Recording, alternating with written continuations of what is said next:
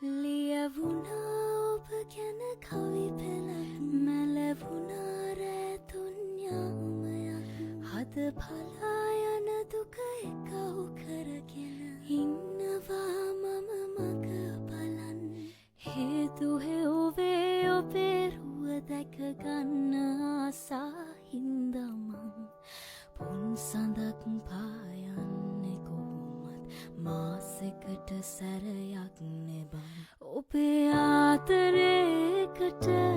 ආසයි හේතු වෙන්නට කාරි නෑ සඳ ඔබ දැක ගන්න නෑ අත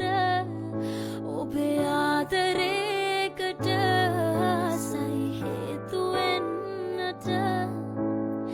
කාරි නෑ සඳ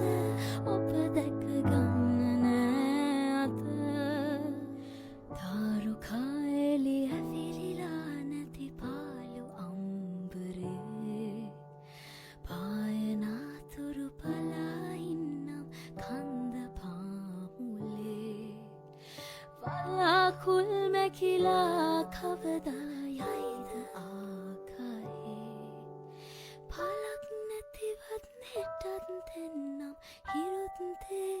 වගේ ඔබ පායනාදින